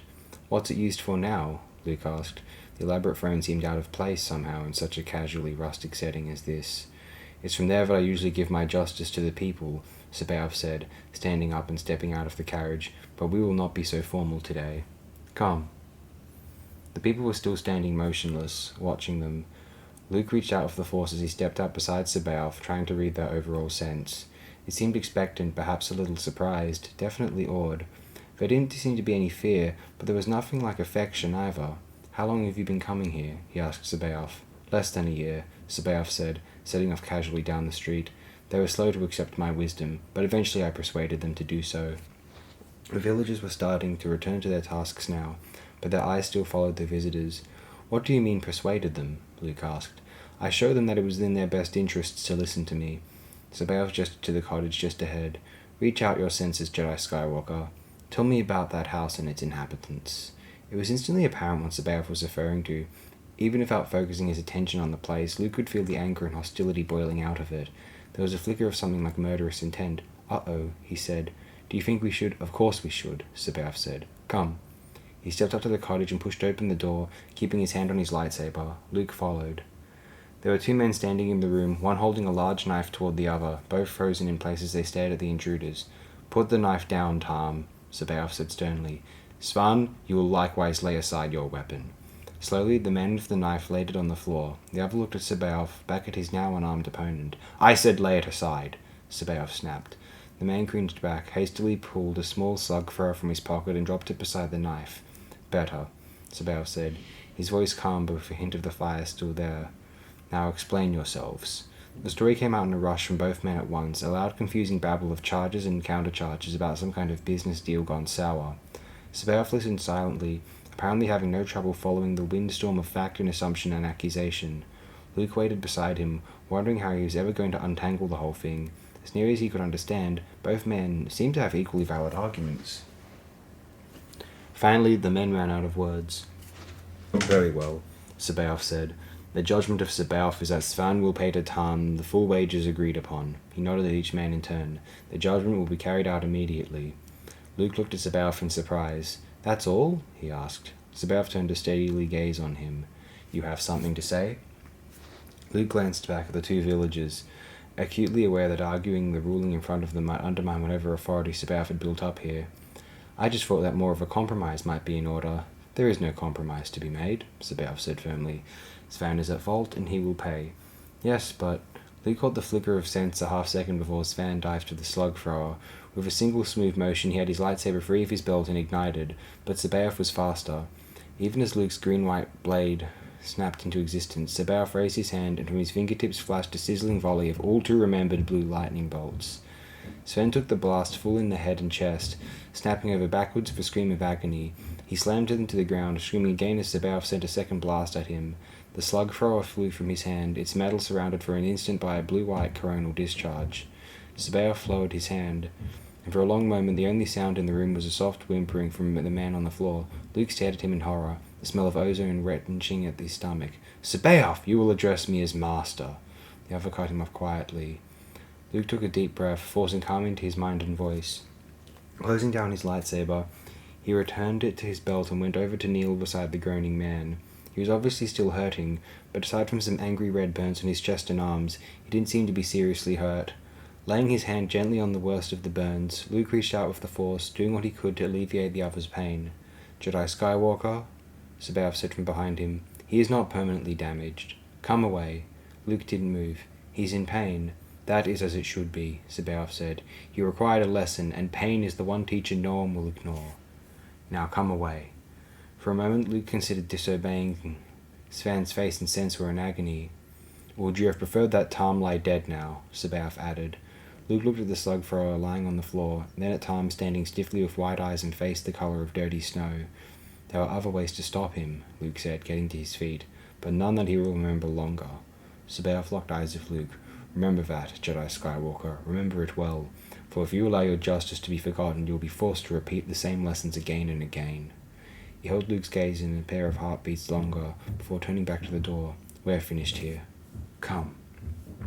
The stars were blazing overhead as Luke eased open the low gate of the high castle and stepped out of the courtyard.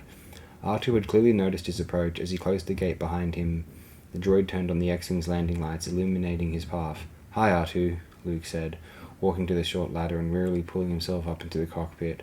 I just came out to see how you and the ship were doing. R2 beeped his assurance that everything was fine. Good, Luke said, flicking on the scopes and keying for a status check anyway. Any luck with the sensor scan I asked for? The reply this time was less optimistic. That bad, huh? Luke nodded heavily as the translation of R2's answer scrolled across the X-Wing's computer scope. Well, that's what happens when you get up into mountains. R2 grunted, a distinctly unenthusiastic sound, then warbled a question. I don't know, Luke told him. A few more days at least. Maybe longer if he needs me to stay, he sighed. I don't know, R2.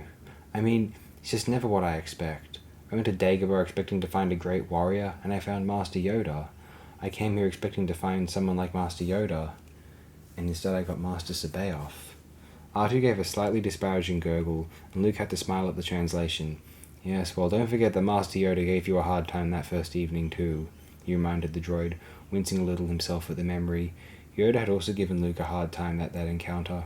It had been a test of Luke's patience and of his treatment of strangers, and Luke had flunked it, rather miserably.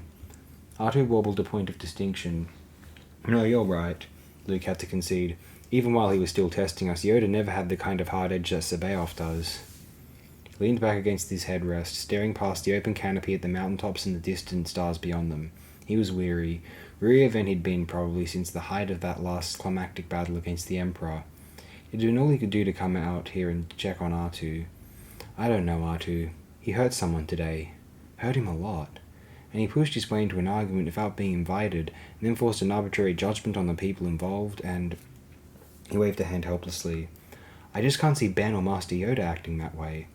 But he's a Jedi, just like they were. So which example am I supposed to follow? The droid seemed to digest that. Then, almost reluctantly, he trilled again. That's the obvious question, Luke agreed. But why would a Dark Jedi of Sabaoth's power bother playing games like this? Why not just kill me and be done with it? R2 gave an electronic grunt, a list of possible reasons scrolling across the screen. A rather lengthy list. Clearly the droid had put a lot of time and thought into the question. I appreciate your concern, R2, Luke soothed him, but I really don't think he's a Dark Jedi. He's erratic and moody, but he doesn't have the same sort of evil aura about him that I could sense in Vader and the Emperor. He hesitated. This wasn't going to be easy to say. I think it's more likely that Master Sabaoth is insane. It was possibly the first time Luke had ever seen R2 actually startled, speechless. For a minute the only sound was the whispering of the mountain winds playing through the spindly trees surrounding the high castle. Luke stared at the stars and waited for R2 to find his voice. Eventually the droid did. No, I don't know for sure how something like that could happen, Luke admitted as the question appeared on his screen, but I've got an idea. He reached up to lace his fingers behind his neck, the movement easing the pressure in his chest. The dull fatigue in his mind seemed to be matched by an equally dull ache in his muscles, the kind he sometimes got if he went for an overly strenuous workout. Dimly, he wondered if there was something in the air that the X-Wing's biosensors hadn't picked up on. You never knew, but right after Ben was cut down, back on the first Death Star, I found out that sometimes I could hear his voice in the back of my mind. By the time the Alliance was driven off Hoth, I could see him, too. R2 twittered. Yes, that's who I sometimes talk to on Dagobah, Luke confirmed. And then right after the Battle of Endor, I was able to see not only Ben, but Yoda and my father, too. Though the other two never spoke, I never saw them again. My guess is that there's some way for a dying Jedi to, I don't know, to somehow anchor himself to another Jedi who's close by. R2 seemed to consider that, pointed out a possible flaw in the reasoning. I didn't say it was the tightest theory in the galaxy, Luke growled at him, a glimmer of annoyance peeking through his fatigue. Maybe I'm way off the mark. But if I'm not, it's possible that the 5 other Jedi Masters from the Outbound Flight Project burned up anchored to Master Sabaoth. R2 whistled thoughtfully. Right, Luke agreed ruefully. It didn't bother me any to have Ben around. In fact, I wish he had talked to me more often. Master Sabaoth was a lot more powerful than I was. Maybe it was different with him. R2 made a little moan, and another, rather worried suggestion appeared on the screen. I can't just leave him, R2. Luke shook his head tiredly. Not with him like this. Not when there's a chance I can help him. He grimaced, hearing in the words a painful echo of the past. Darth Vader too had needed help, and Luke had similarly taken on the job of saving him from the dark side, and had nearly gotten himself killed in the process. What am I doing? He wondered silently. I'm not a healer. Why do I keep trying to be one? Luke? With an effort, Luke dragged his thoughts back to the present. I've got to go, he said, levering himself out of the cockpit seat. Master Sabaoth's calling me. He shut down the displays, not before the translation of R2's worried jabbering scrolled across the computer display. Relax, R2, Luke told him, leaning back over the open cockpit canopy to pat the droid reassuringly. I'll be alright. I'm a Jedi, remember? You just keep a good eye on things out here, okay? The droid trilled mournfully as Luke dropped down the ladder and onto the ground. He paused there, looking at the dark mansion, lit only by the backwash of the X-Wing's landing lights, wondering if maybe R2 was right about them getting out of here. Because the droid had a good point. Luke's talents didn't lean toward the healing aspects of the Force. That much he was pretty sure of. Helping Sabaoth was going to be a long, time-consuming process, with no guarantee of success at the end of the road. With a Grand Admiral in command of the Empire, political infighting in the New Republic, and the whole galaxy hanging in the balance, was this really the most efficient use of his time? He raised his eyes from the mansions to the dark shadows of the rim mountains surrounding the lake below, snow-capped in places, barely visible in the faint light of Jomark's 3 tiny moons. They were reminiscent somehow of the Manarai Mountains south of the Imperial City on Coruscant. And with that memory came another one. Luke, standing on the Imperial Palace rooftop, gazing at those other mountains, sagely explaining to 3PO that a Jedi couldn't get so caught up in galactic matters that he was no longer concerned about individual people. The speech had sounded high and noble when he'd given it. This was his chance to prove that it hadn't been just words. Taking a deep breath, he headed back toward the gate. Tangrune was our real crowning achievement, Senator Beliblis said, draining the last of his glass and raising it high above his head. Across the expansive but largely empty headquarters lounge, the bartender nodded in silent acknowledgement and busied himself with his drinks dispenser. We'd been sniping at the Imperials for probably 3 years at that point, Beliblis continued, hitting small bases and military supply shipments and generally making as much trouble for them as we could. But up till Tangrene, they weren't paying much attention to us. What happened to Tangrene? Han asked. We blasted a major ubiquitorate center into fine powder, Beliblis told him with obvious satisfaction. and then waltzed out right under the collective noses of the 3 Star Destroyers that were supposed to be guarding the place. I think that was when they finally woke up to the fact that we were more than just a minor irritant, that we were a group to be taken seriously. I'll bet they did, Hahn agreed, shaking his head in admiration. Even getting within sight of one of Imperial Intelligence's ubiquitous bases was a tricky job, let alone blasting it and getting out again. What did it cost you? Amazingly enough, we got all 5 warships out, Belublis said. There was a fair amount of damage all around, of course, and one of them was completely out of commission for nearly 7 months. But it was worth it. I thought you said you had 6 dreadnoughts, Lando spoke up. We have 6 now, Belublis nodded. At the time we only had 5. Ah, Lando said, and lapsed back into silence. So after that was when you started moving your base around, Hahn asked. Belublis eyed Lando a moment longer before turning back to Hahn. Ours and mobility became a top priority, yes, he corrected, though we hadn't exactly been sitting still before that. This place is, what, our 13th location in 7 years, Sena? 14th, Sena said. That's if you count Womrick and the Matre asteroid bases. 14 then, Belublis nodded. You probably noticed that every building here is built of high-state memory plastic. Makes it relatively simple to fold everything up and toss it aboard the transports, he chuckled. Though that's been known to backfire on us. Once on Lelmara we got hit by a violent thunderstorm and the lightning strikes were hitting so close to us that the edge currents triggered the flip-flop in a couple of barracks buildings in a targeting centre. Folded them up neat as a set of birthday presents, with nearly 50 people still inside. That was terrific fun, Sena put in dryly. No one was killed, fortunately, but it took us the better part of the night to cut them all free, with the storm still blazing on around us. Things finally quieted down just before daylight, Belublis said. We were out of there by the next evening. Ah, the bartender had arrived with the next round of drinks. Twistlers, Belublis had called them, a blend of Corellian brandy of some unidentified but very tart fruit extract.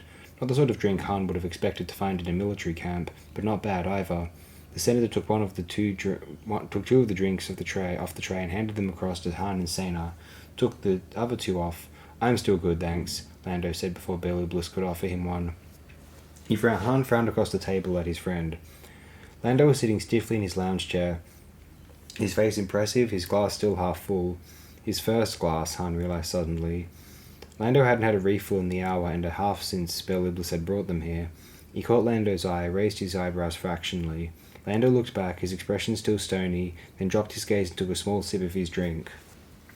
It was about a month after Tangrene, Belublis went on, that we first met Borsk Failure. Hahn turned back to him, feeling a twitch of guilt. He'd gotten so wrapped up in Belublis' storytelling that he'd completely forgotten why he and Lando had set off on this mission in the first place. Probably that was what had Lando glaring crushed ice in his direction. Yeah, Failure, he said. What's your deal with him? Considerably less of a deal than he'd like, I assure you, Belublis said. Failure did us some favours during the height of the war years, and he seems to think we should be more grateful for them. What sort of favours? Lando asked. Small ones, Belublis told him. Early on he helped us set up a supply line through Nukov, and he whistled up some star cruisers once when the Imperials started nosing around the system at an awkward moment. He and some of the other boffins also shifted various funds to us, which enabled us to buy equipment sooner than we otherwise would have. That sort of thing.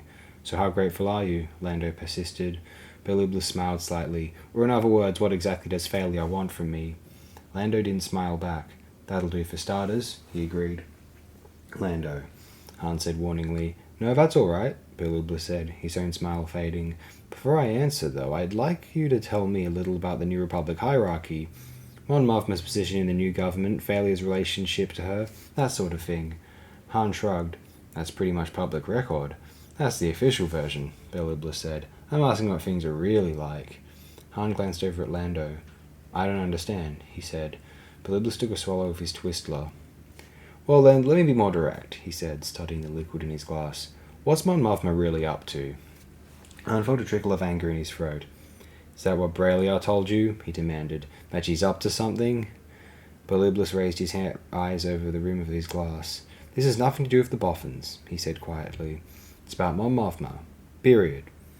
Hahn looked back at him, forcing down his confusion as he tried to collect his thoughts. There were things he didn't like about Mon Mothma, a lot of things when you came right down to it, starting with the way she kept running Leia off her feet during doing diplomacy stuff instead of letting her concentrate on her Jedi training. And there were other things too that drove him crazy. When you came right down to it, as far as I know, he told Belublis evenly, The only thing she's trying to do is put together a new government. With herself at its head? Shouldn't she be? A shadow of something seemed to cross Beliblus's face, and he dropped his eyes to his glass again. I suppose it was inevitable, he murmured. For a moment he was silent. When he looked up again, seeming to shake himself out of the mood. So you'd say that you're becoming a republic in fact as well as in name? I'd say that, yes, Hahn nodded. What does this have to do with failure? Beliblus shrugged. It's failure's belief that Mon Mothma wields altogether too much power, he said. I presume you disagree with that assessment. Hahn hesitated. I don't know, he conceded. But she sure isn't running the whole show like she did during the war. The war's still going on, Beliblus reminded him. Yeah, well, what does failure think ought to be done about it? Lando spoke up. Beliblus's lip twitched. Oh, failure has some rather personal and highly unsurprising ideas about the reapportionment of power, but that's boffins for you. Give them a sniff of the soup pot and they climb all over each other to be in charge of the ladle. Especially when they claim to have been valued allies of the winning side, Lando said. Unlike others I could mention. Sana stirred in her seat, but before she could say anything, Beliblus waved a hand at her. You're wondering why I didn't join the Alliance, he said calmly. Why I chose instead to run my own private war against the Empire. That's right, Lando said, matching his tone. I am. Beliblus gave him a long measuring look. I could give you several reasons why I felt it was better for us to remain independent, he said at last. Security, for one. There was a great deal of communication going on between various units of the Alliance, with a correspondingly large potential for interception of that information by the Empire. For a while it seemed like every fifth rebel base was being lost to the Imperials through sheer sloppiness and security. We had some problems, Hahn conceded, but they've been pretty well fixed. Have they? Beliblus countered. What about this information leak I understand you have right in the Imperial Palace? Yeah, we know it's there, Hahn said, feeling strangely like a kid who's been called on the carpet for not finishing his homework. We've got people looking into it. They'd better do more than just look, Beliblus warned. If our analysis of Imperial communiques is correct, this leak has its own name, Delta Source, and is furthermore reporting personally to the Grand Admiral. Okay, Lando said. Security. Let's hear some of the other reasons. Ease off, Lando, Hahn said, glaring across the table at his friend. This isn't a trial, or... He broke off at a gesture from Beliblus. Thank you, Solar, but I'm quite capable of defending my own actions, the senator said, and I'll be more than happy to do so, when I feel the time is right for such a discussion. He looked at Lando, then at his watch. But right now I have other duties to attend to. It's getting late, and I know you really haven't had time to relax since landing. Aranez has your baggage taken to a vacant officer's efficiency back toward the landing pad. It's small, I'm afraid, but I trust you'll find it comfortable enough. He stood up. Perhaps later over dinner we can continue this discussion. Hahn looked at Lando. Such convenient timing, the other's expression said, but he kept the thought to himself. Sounds fine, Hahn told Beliblus for both of them. Good, Beliblus smiled. I'll need Sana with me, but we'll point you in the direction of your quarters on our way out. Unless you'd rather I assign you a guide. We can find it, Hahn assured him. All right, someone will come get you for dinner. Until later, then. He walked in silence for probably half the distance to their quarters before Lando finally spoke. You want to go ahead and get it over with? Get what over with? Hahn growled. Chewing me out for not bowing and scraping in front of your pal the senator? Lando said. Do it and get it over with, because we have to talk. Hahn kept his eyes straight ahead. You weren't just not bowing and scraping, pal, he bit out. I've seen Chewie in a bad mood be more polite than you were back there. You're right, Lando acknowledged. You want to be mad a little longer, or are you ready to hear my reasons? Oh, this should be interesting, Hahn said sarcastically. You've got a good reason to be rude to a former Imperial senator, huh? He's not telling the truth, Hahn, Lando said earnestly. Not the whole truth, anyway. So, Hahn said, who says he has to tell strangers everything? He brought us here, Lando countered. Why do that and then lie to us about it? Hahn frowned sideways at his friend, and through his annoyance he saw for the first time the tension lines in Lando's face. Whatever Lando was reaching for here, he was serious about it. Okay, he said, a little more calmly. What did he lie about? This camp, for starters, Lando said, gesturing toward the nearest building. The senator said they move around a lot. 14 sites in 7 years, remember? But this place has been here a lot longer than half a year. Hahn looked at the building as they passed it, and the smoothness of the edges, where the memory plastic would fold up, are the signs of wearing the sub-foundation. There are other things, too, Lando went on. That headquarters lounge back there. Did you notice all the decoration they had in that place? Probably a dozen sculptures scattered around in those corner ledges between the booths, plus a lot of light poles. And that doesn't even count all the stuff on the walls. There was a whole antique repeater display panel mounted over the main bar, a ship's chrono next to the exit. I was there too, remember? Han cut him off. What's your point? My point is that this place isn't ready to pack up and ship off planet in 3 minutes' notice, Lando said quietly. Not anymore.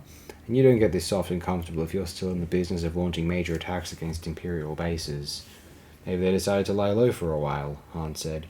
This business of having to defend Bel Iblis was starting to feel uncomfortable. Could be, Lando said. In that case, the question is why. What else could he be holding his ships and troops back for? Han chewed at the inside of his cheek. He saw where Lando was going with this all right. You think he's made a deal with failure? That's the obvious answer, Lando agreed soberly. You heard how he talked about Mon Mothma, like he expected her to declare herself emperor any day now. Failure's influence? Han thought it over. It was still crazy, but not nearly as crazy as it had seemed at first blush. Though if Failure thought he could stage a coup with 6 private dreadnoughts, he was in for a rude surprise. But on the other hand, wait a minute, Lando, this is crazy, he said. If they're plotting against Mon Mothma, why bring us here? Lando hissed softly between his teeth. Well, that brings us to the worst-case scenario, Han, old buddy. Namely, that your friend the Senator is a complete phony, and that what we've got here is a giant Imperial scam. Han blinked.